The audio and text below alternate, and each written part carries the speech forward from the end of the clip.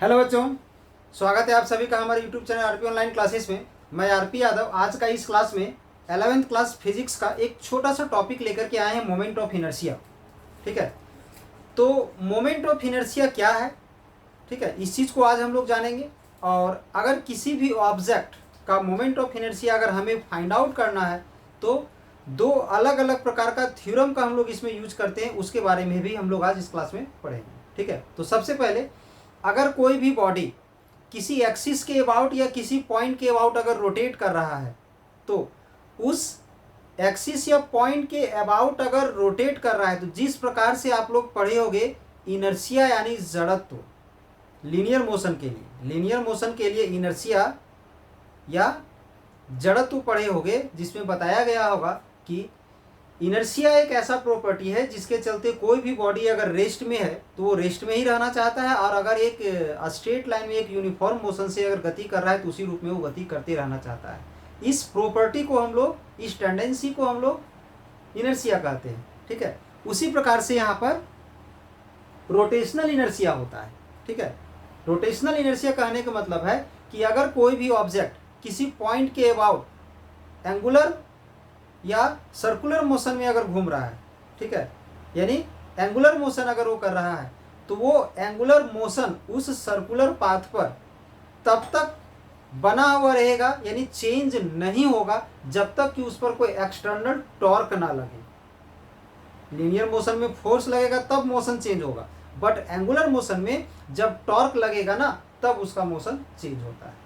ठीक है, तो उसी प्रकार से एंगुलर मोशन में जो एंगुलर इनर्शिया जो होता है उस इनर्शिया को मेजर करने के लिए जिस फिजिकल क्वांटिटी का हम लोग उपयोग करते हैं उसी को हम लोग क्या बोलते हैं, तो मोमेंट ऑफ इनर्शिया। ठीक है, तो ध्यान दोगे, the moment of inertia of a body is a measure of its rotational inertia. ठीक है, किसी भी बॉडी का जो रोटेशनल इनर्शिया को जो मापता है उसे हम लोग क्या बोलते हैं, तो मोमेंट ऑफ इनर्शिया कहते हैं। ठीक है, अब अगर कोई पॉइंट ऑब्जेक्ट है, ठीक है, अगर कोई पॉइंट ऑब्जेक्ट है तो उसका मोमेंट ऑफ इनर्शिया क्या होगा। किसी पॉइंट ऑब्जेक्ट मतलब बहुत ही छोटा ऑब्जेक्ट अगर किसी एक्सिस के अबाउट घूम रहा है या किसी पॉइंट के अबाउट अगर घूम रहा है तो उसका मोमेंट ऑफ इनर्शिया क्या होगा। तो उसका जो मोमेंट ऑफ इनर्शिया जो होता है वो बॉडी का मास और जिस एक्सिस के अराउंड घूम रहा है उस एक्सिस से जो उसका डिस्टेंस होता है उसके स्क्वायर के प्रोडक्ट के बराबर होता है। तो यहाँ समझोगे डायग्राम के थ्रू, जैसे कि ये हमारा एक एक्सिस है, जिस एक्सिस के अबाउट एक छोटा सा बॉडी जिसे हम लोग पॉइंट ऑब्जेक्ट कह सकते हैं वो घूम रहा है, ये है पॉइंट ऑब्जेक्ट, और इस एक्सिस के अबाउट वो घूम रहा है और इस एक्सिस से उसका डिस्टेंस आर दिया हुआ है। ठीक है, और इसका मास दिया हुआ है एम, और ये एक्सिस ऑफ रोटेशन जिसके अराउंड चारों तरफ वो घूम रहा है। तो इस चारों तरफ अगर ये घूम रहा है तो इस एक्सिस के अबाउट इसका मोमेंट ऑफ इनर्शिया क्या होगा।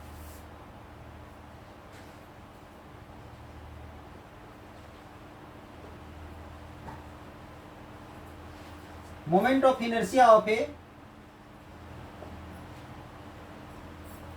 point mass body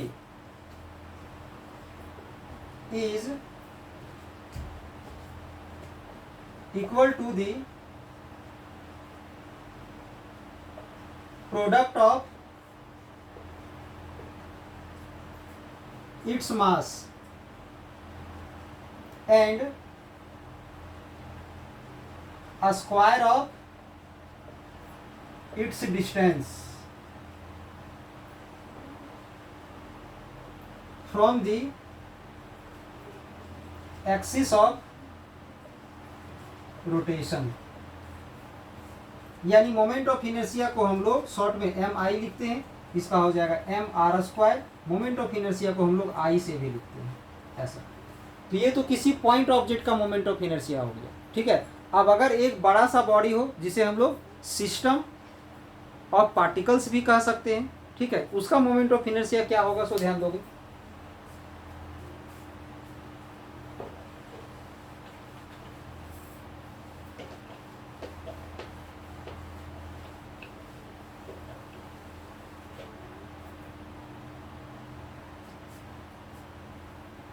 अब ये बड़ा सा बॉडी है इस प्रकार से, ठीक है। यहाँ पर एक पॉइंट है जिसका मास हम m1 ले लेते हैं, यहाँ पर एक मास है जिसका पॉइंट है जिसे m2 ले लेते हैं, यहाँ है कि जिसका हम m3 ले लेते हैं, ऐसे ही डॉट डॉट यहाँ पर एक है जिसका हम mn ले लेते हैं। ढेर सारा इसमें पॉइंट है और सारा पॉइंट है, ठीक है। अब यहाँ पर एक एक्सिस ऑफ रोटेशन है, तो इसका यहाँ से डिस्टेंस r1 ले लेते हैं, इसका डिस्टेंस यहाँ से r2 ले लेते हैं, इसका डिस्टेंस यहाँ से r3 ले लेते हैं, और डॉट डॉट डॉट इसका डिस्टेंस यहाँ से rl ले लेते हैं, ठीक है। तो इसका मोमेंट ऑफ इनर्शिया क्या होगा, तो ध्यान दो।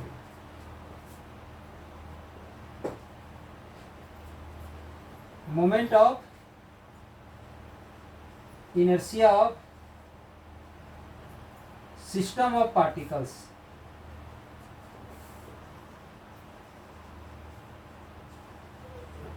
सिस्टम ऑफ पार्टिकल,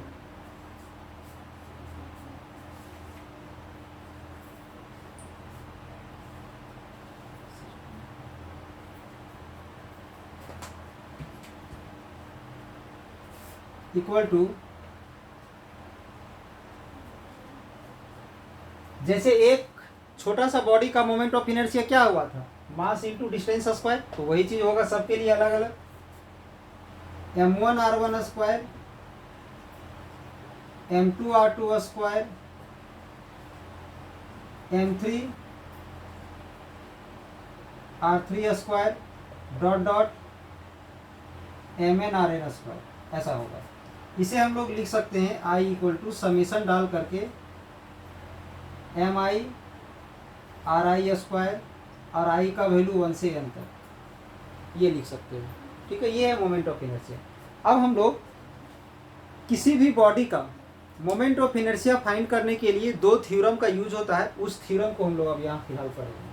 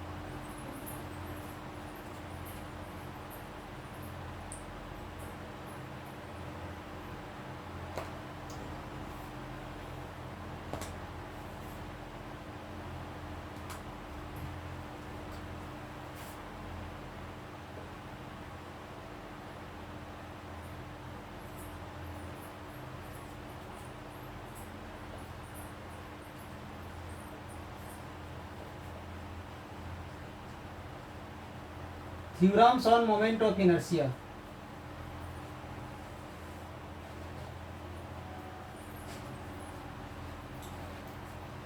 तो इसका दो थ्योरम है। पहला,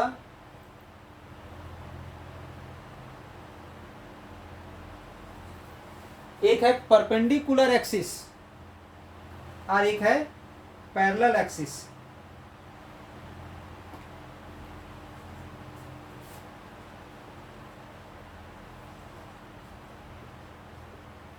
पैरेलल एक्सिस थ्योरम, और दूसरा है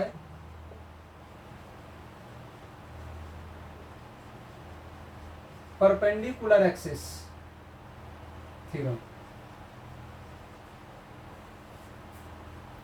फर्स्ट पॉइंट देखोगे,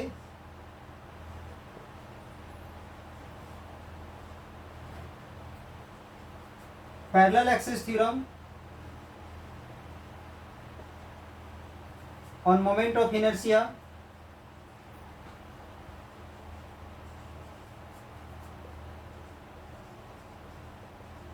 क्या है, सो ध्यान दोगे।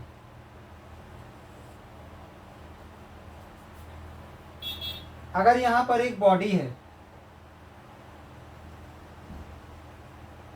किसी भी शेप का, ठीक है, कोई भी शेप का बॉडी है, शेप यहां मायने नहीं रखता है, बट रिजिड बॉडी होना चाहिए। सपोज कि इसका सेंटर ऑफ ग्रेविटी है ये, मतलब ये एक ऐसा पॉइंट है जहां पर इसका हॉल वेट डिपेंड करता है, ये सेंटर ऑफ ग्रेविटी है। इस सेंटर ऑफ ग्रेविटी के से एक पॉइंट एक्सिस पास कर रहा है, ठीक है। तो अभी हम लोग क्या पढ़े थे, moment of inertia. Moment of inertia कब होगा, जब किसी एक्सिस के अबाउट कोई बॉडी घूमता है तो उस एक्सिस के अबाउट उसका मोमेंट ऑफ इनर्शिया होता है, ठीक है। तो ये जो बॉडी है इसका सेंटर ऑफ ग्रेविटी से एक एक्सिस पास कर रहा है, इस एक्सिस के अबाउट इसका सपोज कि मोमेंट ऑफ इनर्शिया आई जी, ऐसा हम मान लीजिए। अगर इस एक्सिस के अबाउट बॉडी रोटेट करेगा तो उसके अबाउट उसका मोमेंट ऑफ इनर्शिया क्या है, ऐसा हम मान लिए आई जी है। कुछ तो होगा बट हमें एग्जैक्ट वैल्यू पता नहीं, हम मान लिए कि आई जी है, ठीक है। अब इसमें एक दूसरा एक्सिस है,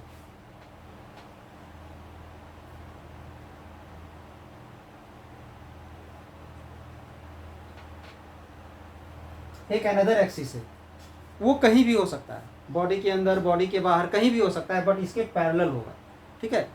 और इन दोनों के बीच का जो डिस्टेंस है वो डिस्टेंस है हमारा ए, ऐसा मान लीजिए। उन दोनों के बीच का डिस्टेंस क्या है, तो उन दोनों के बीच का डिस्टेंस ए है, ठीक है। इस पूरे बॉडी का मास है एम, पूरे बॉडी का मास एम है। अब समझोगे फिर से,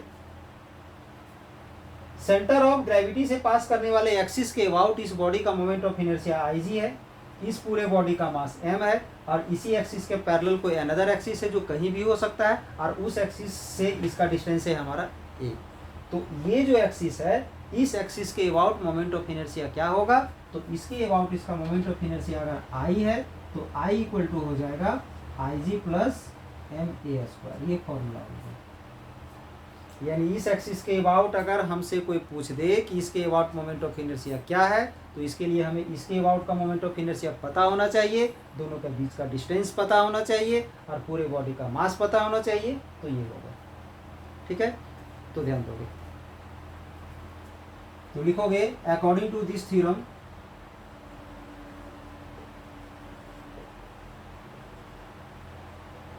according to this theorem if Ig is the moment of inertia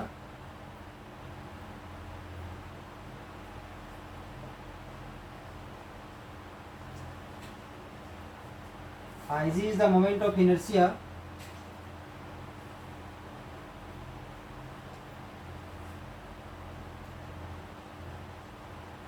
about an axis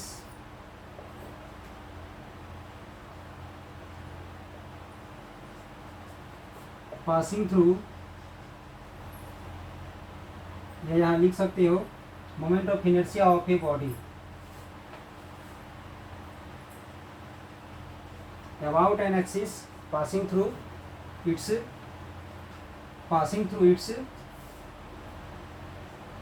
center of gravity, center of gravity, then moment of inertia of the same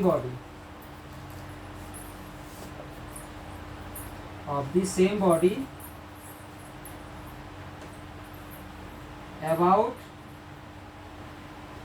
another axis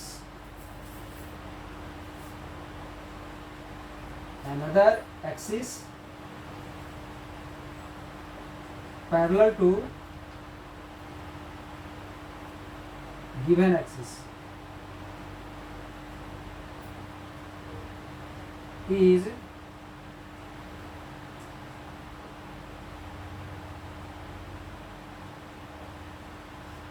given by I equal to Ig plus ma square, where m equal to mass of whole body and a equal to distance between axes।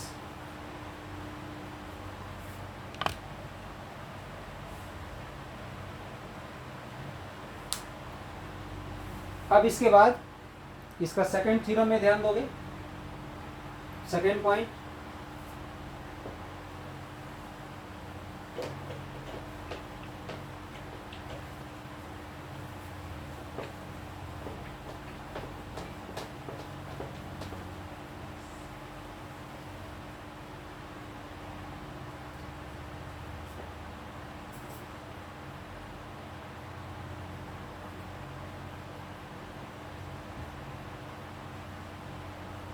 Perpendicular axis theorem.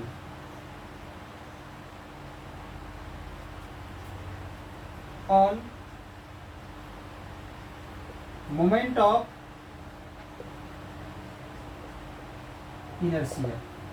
आप समझोगे यहाँ पर ये जो theorem है वो वैसे ही body पर यूज होगा जो एक प्लेट का शेप का होगा, मतलब एक प्लेन लैमिना होगा। ठीक है, तो समझोगे यहाँ पर।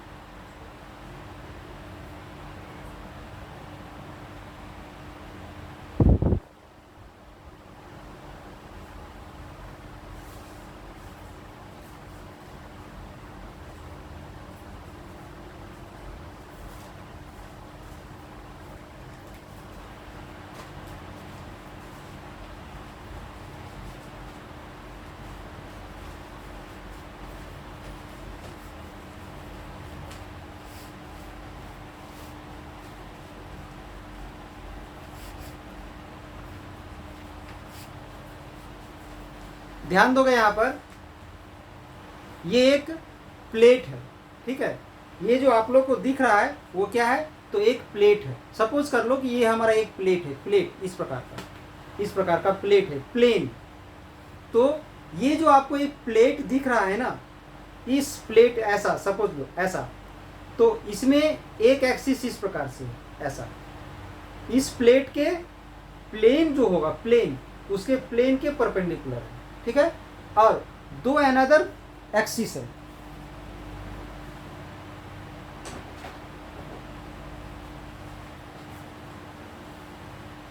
ध्यान दोगे, ये दो एक्सिस अनदर एक्सिस है जो म्यूचुअली परपेंडिकुलर है इस प्रकार से। ये दो एक्सिस है जो म्यूचुअली परपेंडिकुलर है, मतलब आपस में परपेंडिकुलर है। और ये है कहाँ पर, तो ये जो प्लेट जो दिख रहा है आप लोग को, ये जो प्लेट जो दिख रहा है ना, इस प्लेट पर ऐसा रखा हुआ है इस प्रकार से। ठीक है, ध्यान दो, ये जो प्लेट है, ध्यान दो ऐसा ऐसा, ये जो प्लेट जो दिख रहा है इस प्रकार से प्लेट पर रखा हुआ है जो म्यूचुअली परपेंडिकुलर है आपस में। ये दोनों एक्सिस आपस में परपेंडिकुलर है। इस ये जो एक्सिस है वो कहाँ पर है, तो इस प्लेन पर है। तो अगर इस प्लेट को इस एक्सिस के अबाउट रोटेट कराया जाए तो उसके अबाउट भी उसका कुछ ना कुछ तो मोमेंट ऑफ इनर्शिया होगा। ठीक है, फिर अगर इस एक्सिस के अबाउट अगर रोटेट कराया जाए तो इसके अबाउट भी उसका कुछ ना कुछ मोमेंट ऑफ इनर्शिया होगा। यानी इसके अबाउट रोटेट कराया जाए तो उसके अबाउट भी उसका कुछ ना कुछ मोमेंट ऑफ इनर्शिया होगा। इसके अबाउट अगर रोटेट कराया जाए तो उसके अबाउट भी उसका कुछ ना कुछ मोमेंट ऑफ इनर्शिया होगा। अब एक तीसरा एक्सिस, ध्यान दोगे, ये तीसरा एक्सिस यहाँ पर इस प्रकार से है। ये जो है ना, ये जो है सो इस ऑब्जेक्ट का जो प्लेन है, प्लेट का जो प्लेन है उसके परपेंडिकुलर है। तो इस नया वाले एक्सिस का अबाउट जो इसका मोमेंट ऑफ इनर्शिया होगा, वो मोमेंट ऑफ इनर्शिया इन दोनों के अबाउट वाले मोमेंट ऑफ इनर्शिया के सम के बराबर होगा। ये है थ्योरम ऑफ परपेंडिकुलर एक्सिस। ठीक है, तो ध्यान दो,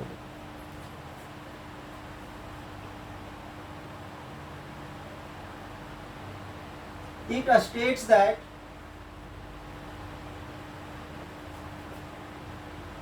the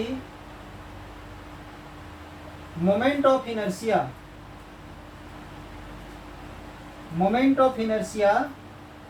of a planar lamina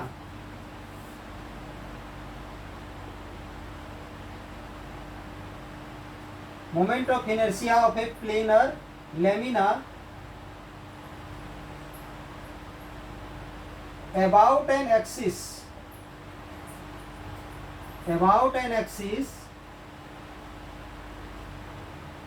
perpendicular to its plane is equal to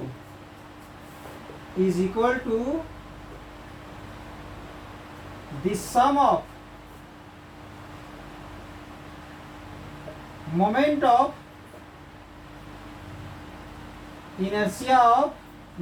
inertia about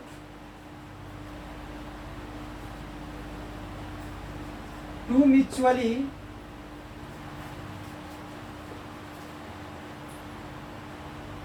perpendicular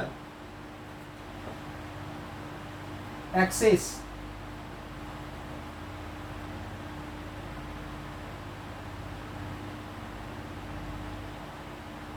to the plane या lying in the plane, axis lying in the plane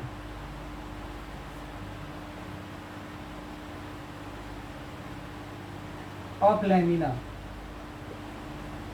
ध्यान दो क्या लिखाया गया है। It states that moment of inertia of a planar lamina, एक planar lamina का जो मोमेंट ऑफ इनर्शिया है about an axis perpendicular to its plane, about an axis perpendicular to its plane, यानी उसके प्लेन के परपेंडिकुलर जो भी axis होगा उस एक्सिस के अबाउट का मोमेंट ऑफ इनर्शिया क्या होगा, is equal to the sum of the moment of inertia about two mutually perpendicular axis lying in the plane. दो ठो एक्सिस जो इसके प्लेन पर लाइज करेगा जो परपेंडिकुलर होगा, उन दोनों के एक्सिस के मोमेंट ऑफ इनर्शिया को जोड़ने से इस परपेंडिकुलर वाले एक्सिस के अबाउट के मोमेंट ऑफ इनर्शिया के बराबर होगा। ये है हमारा परपेंडिकुलर एक्सिस थ्योरम। ये बहुत ही इंपॉर्टेंट क्वेश्चन है, ये सबसे ज्यादा इंपॉर्टेंट क्वेश्चन यही है, दोनों थ्योरम में से इंपॉर्टेंट यही है, ध्यान दोगे। तो यहाँ पर ध्यान दोगे, यहाँ पर हम एक प्लेन लैमिना ले लेते हैं, इसमें एक एक्सिस हम इस प्रकार से ले लिए, ठीक है, और एक एक्सिस इस प्रकार से ले लिए, ऐसा। यहाँ देखने से ये दोनों म्यूचुअली परपेंडिकुलर नहीं लग रहा है, बट है, ठीक है, ये दोनों म्यूचुअली परपेंडिकुलर है, यह 90 डिग्री एंगल बन रहा है। अब एक एक्सिस जो इन दोनों के परपेंडिकुलर जाएगा, यानी कह सकते हैं कि उसका प्लेन के परपेंडिकुलर जो होगा, तो इसको हम एक्स एक्सिस मान लेते हैं और इसको वाई एक्सिस मान लेते हैं और इसको जेड एक्सिस मान लेते हैं। तो यहाँ पर लिखेंगे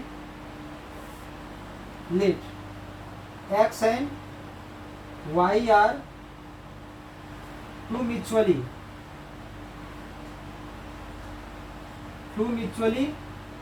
perpendicular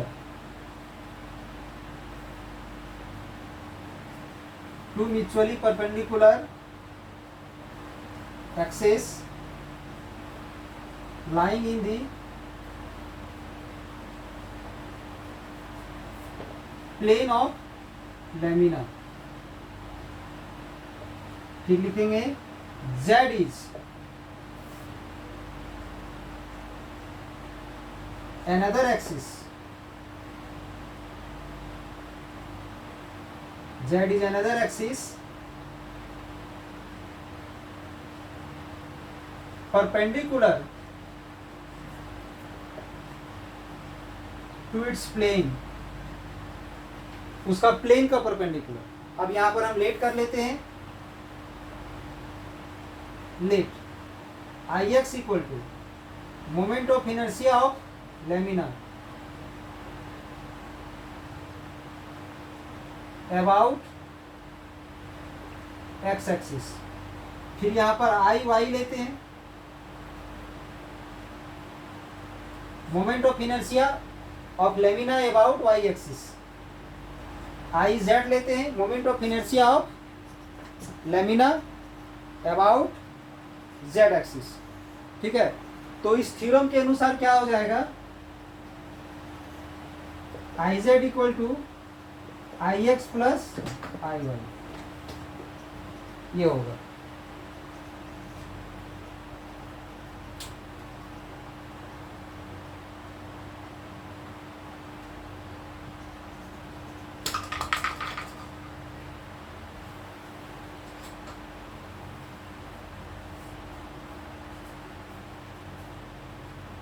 तो ये था हमारा मोमेंट ऑफ इनर्शिया पर एक छोटा सा वीडियो। तो आई होप आप लोग को ये क्लास अच्छा लगा हो, तो इसके लिए एक लाइक कर दे, वीडियो को ज़्यादा से ज़्यादा शेयर करें ताकि जितने सारे स्टूडेंट्स हैं जिनको इसका लाभ मिलना चाहिए वो इसका लाभ उठा सकें, ठीक है। चलिए, अगर इस चैनल में आप लोग नए हैं तो चैनल को फटाफट सब्सक्राइब कर ले ताकि हमारे द्वारा जो भी लेटेस्ट वीडियो आपके लिए तैयार किया जाएगा वो आपको समय पर प्राप्त हो जाए। धन्यवाद।